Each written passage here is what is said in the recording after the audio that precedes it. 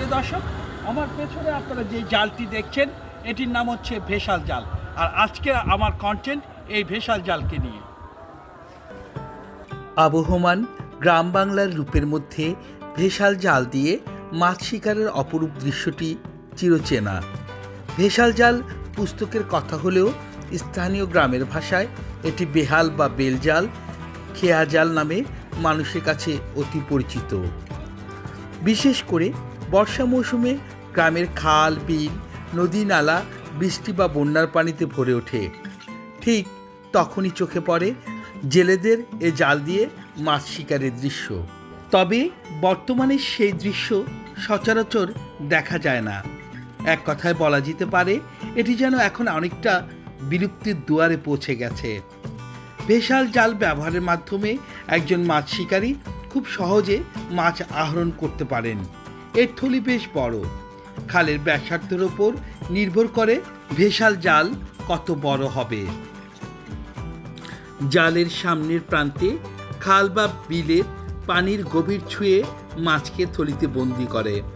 তখন জেলে দুহাত দিয়ে জালে ঢুকে পড়া মাছগুলোকে ঝাঁকাতে ঝাঁকাতে নিজেদের আয়ত্তে নিয়ে আসতে পারেন, যার কারণে এই জালকে মাছ ধরার বিশেষ ফাঁদ হিসেবে বিবেচনা করা হয়।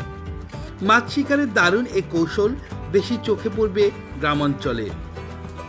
তবে গ্রামাঞ্চলের জলবায়ুর পরিবর্তনে সৃষ্ট অনেক খালবিল, নদীনালা হারিয়ে যাওয়ার কারণে ভেসাল জাল দিয়ে মাছ ধরার সংখ্যাটাও দিনে দিনে কমে যাচ্ছে।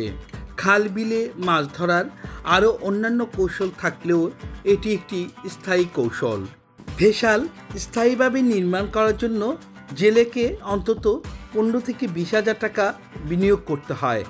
জাল কেনা, ভেসাল তৈরি করার জন্য বাঁশ, রশি কিনতে হয়। তবে বর্ষা ঋতুতে জেলেরা কেবল এই ভেসাল দিয়ে মাছ ধরতে পারেন। শুষ্ক মৌসুমে খালে বিলে পানি না থাকায় তা সম্ভব হয়ে ওঠে না। এছাড়া নদ নদী, খাল বিল ভরাট করে বিভিন্ন স্থাপনা গড়ে ওঠার ফলে অনেক দেশীয় প্রজাতির মাছ এখন আর সচরাচর দেখা যায় না। আর খালে বিলে মাছের পরিমাণ কম হওয়াতে এই মাছ ধরার বিশেষ ফাঁদ ভেসাল জালও এখন বিলুপ্তির পথে। ভেসাল জাল নিয়ে আমার গল্প আজকে এই পর্যন্ত। আপনাদের সাথে আমার আবারও কথা হবে গ্রাম বাংলার অন্য কোনো ঐতিহ্য বা অন্য কোনো বিষয় নিয়ে। ততক্ষণ পর্যন্ত ভালো থাকুন, সুন্দর থাকুন, সুস্থ থাকুন। আসসালামু আলাইকুম।